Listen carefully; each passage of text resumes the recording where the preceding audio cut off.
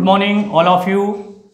जैसा कि आप जानते हो पिछले 2 लेक्चर में मैंने आपको अवकल गणित के बारे में पूरी जानकारी दी थी, जिसमें हमने चर राशियाँ, संबद्ध राशियाँ, फलन आदि के बारे में बताया था। आज हम चैप्टर नंबर 7 अवकलन डिफरेंशिएशन वृद्धि, जिसमें पहला टॉपिक है हमारा वृद्धि इंक्रीमेंट क्या होता है। माना y equal to x square, x equal to 2, तो x की वैल्यू जब हम इसमें रखेंगे तो ये कितना हो जाएगा 4। अर्थात दूसरा लेते हैं, यदि x इक्वल टू 3 तो y इक्वल टू 9। तो आपने यहाँ पर देखा कि x में यदि हम देखें तो x में वृद्धि जो है वो x में वृद्धि हम लिख देते हैं पहले x में वृद्धि। तो x में वृद्धि क्या हुई 3 - 2, देखो कितनी हो गई 1। y में वृद्धि कितनी हुई 9 - 4 कितनी हुई 5। तो यदि हम ये कह दें कोई चर कितना बढ़ता है उसे उसकी वृद्धि कहती है। हम ये कह सकते हैं कि x में जो वृद्धि होती है उसी क्रम में y जो बढ़ता है उसी को हम वृद्धि कहते हैं। x की वृद्धि को, ये पॉइंट नोट करने वाले हैं, x की वृद्धि को डेल्टा x से व्यक्त करते हैं। किससे व्यक्त करते हैं? डेल्टा x से व्यक्त करते हैं। डेल्टा x, जो डेल्टा x है, डेल्टा x एक प्रतीक है, प्रतीक मीन्स सिंबल, प्रतीक है। इसे डेल्टा इंटू x के रूप में व्यक्त नहीं किया जा सकता है, व्यक्त नहीं किया जा सकता है। आप ध्यान से देखेंगे x की वृद्धि को डेल्टा x से व्यक्त करते हैं, ठीक है। इसी प्रकार y की वृद्धि को, इसी प्रकार y की वृद्धि को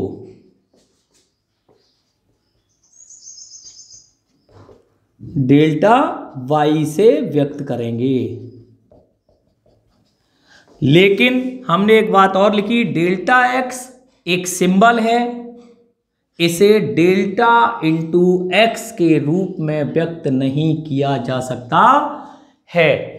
अर्थात एक बात और लिखूंगा कि x में यदि कोई परिवर्तन होता है, यानी कि हम ये कह सकते हैं कि यदि स्वतंत्र चर, अर्थात यदि स्वतंत्र चर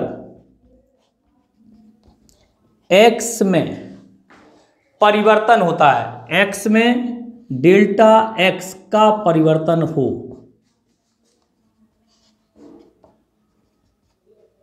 तो इसे x प्लस डेल्टा x लिखते हैं। तब y में परिवर्तन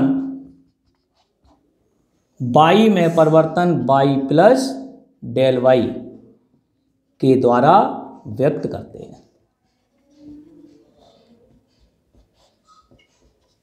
अर्थात ये वृद्धि का जो टॉपिक है मैंने इसलिए पढ़ाया क्योंकि आगे आने वाले टॉपिक में मुझे यहीं से कनेक्ट करना है। अर्थात एक बार और देख लें, कहीं भी कोई दिक्कत हो तो पूछ सकते हैं। अर्थात x स्वतंत्र चर x में डेल्टा x का परिवर्तन हो तो इसे x प्लस डेल्टा x लिखते हैं, और y में परिवर्तन को हम y प्लस डेल y के द्वारा निरूपित करते हैं। इसको डेल्टा x को हम ऐसे भी लिख सकते हैं, डेल्टा, अंग्रेजी में डेल्टा x, ठीक है, नोट डाउन कर लें आप।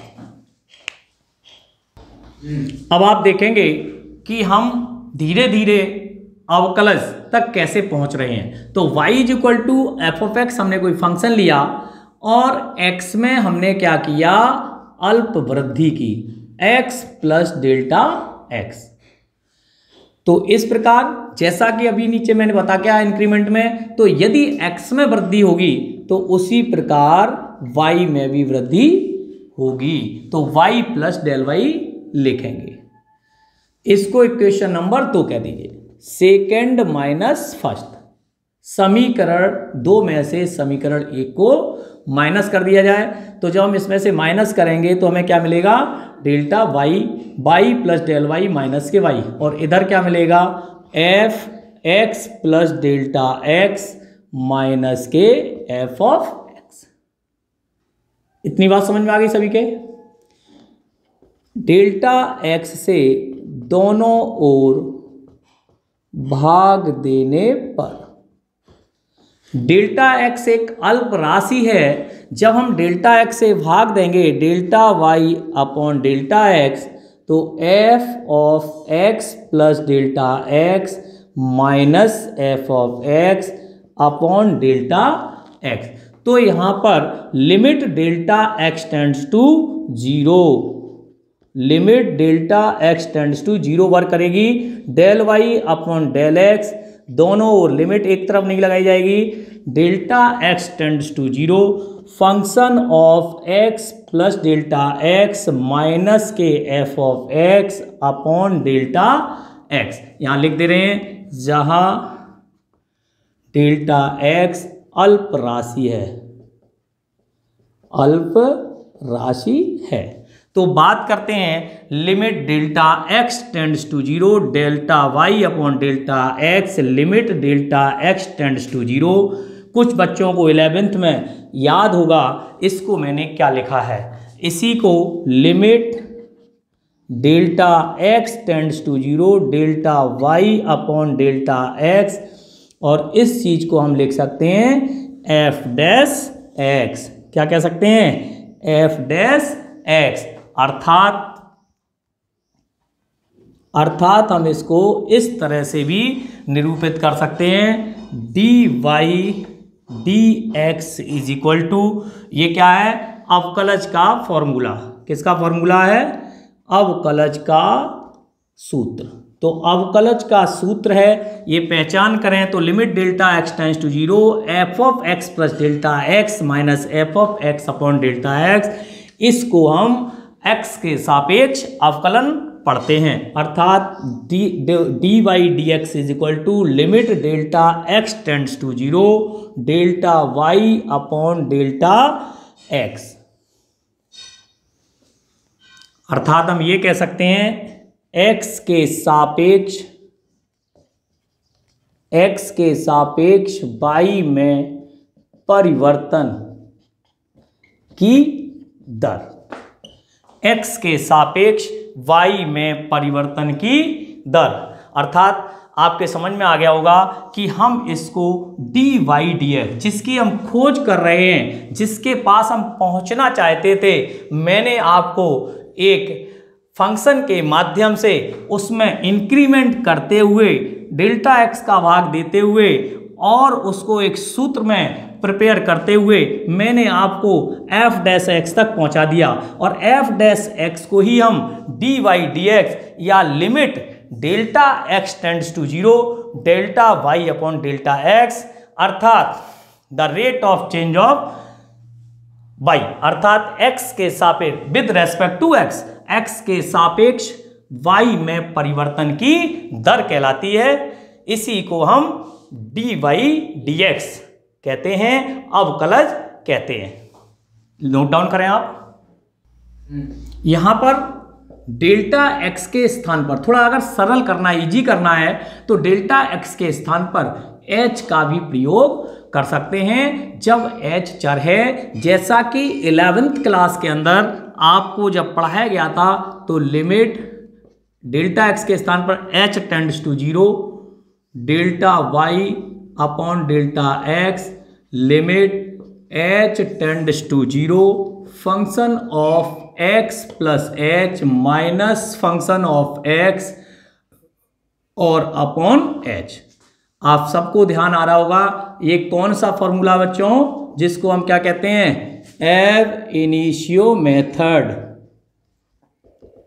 एब इनिशियो मेथड, या हम कह सकते हैं प्रथम सिद्धांत अवकलज। क्या कहते थे, प्रथम सिद्धांत अवकलज, अर्थात इसे एब इनिशियो मेथड के नाम से या प्रथम सिद्धांत अवकलज द्वारा अवकलन कहलाता है। किसी भी फंक्शन का हम अवकलन इस सूत्र के द्वारा ज्ञात कर सकते हैं अगर हम चाहें तो बिल्कुल। और इसको हम क्या पढ़ सकते हैं, एफ डैश एक्स, इसको भी हम क्या पढ़ सकते हैं, एफ डैश एक्स। तो पूरा ही देख लें, लिमिट पुनः limit h tends to 0 function of x plus h minus function of x और अपॉन एच। इस तरीके से ये हमारा विशेष फॉर्मूला है जिसकी सहायता से हम आपको 11th में बहुत सारे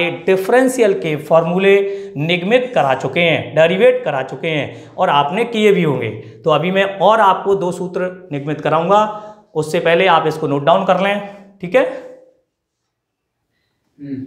जैसा कि आपने अभी देखा, मैंने अभी डिफरेंशियल को यहां पर क्या लिखा था, यानी कि डी बाई डी एक्स और limit delta x tends to 0 और delta y upon delta x. परंतु आप इस बात का विशेष ध्यान रखें, परंतु डी वाई डी एक्स को d d x of y, d d x of y, मैं पूरा लिख दे रहा हूं, क्या पढ़ते हैं, d d x of y, ना कि डी बटे डी एक्स।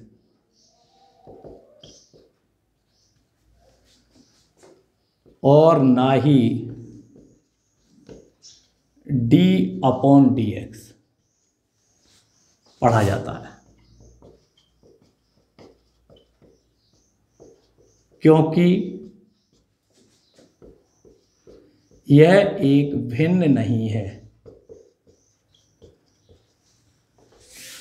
ये तो केवल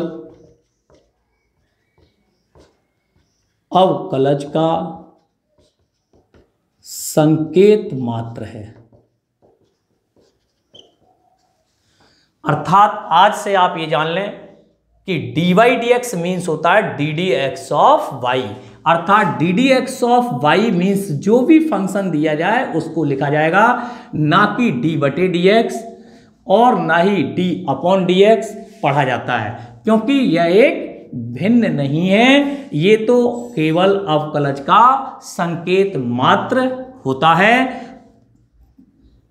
लेकिन यदि हम कहें limit delta x tends to 0 और delta y upon delta x, अपितु limit delta x tends to 0 delta y upon delta x, यह एक भिन्न है, यह एक भिन्न है।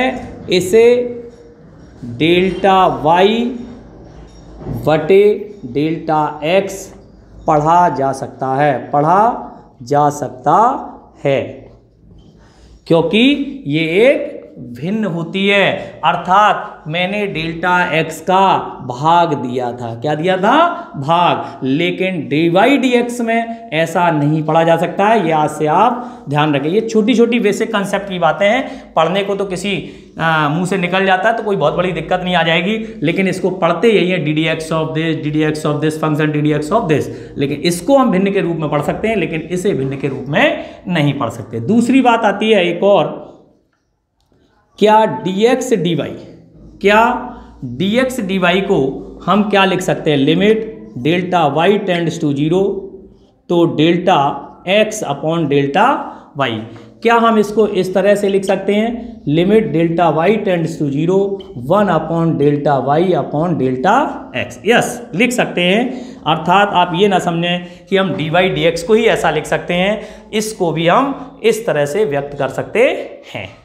परंतु बहुत सारी चीज़ें ऐसी हैं जो हम जानते तो बहुत कुछ हैं, लेकिन बता नहीं पाते हैं, जब हम पूछते हैं तो उसका जवाब नहीं आता। इसलिए that is the basic concept in this differentiation. इस डिफरेंशिएशन के अंदर जितना प्रगाढ़ आपका बेसिक होगा, आपको कोई नहीं पकड़ सकता है। कहानी, ये कहानियाँ जो है, ये कहानियाँ नहीं है, इनको अच्छी तरह समझें, यही हमें आगे ले जाएंगी।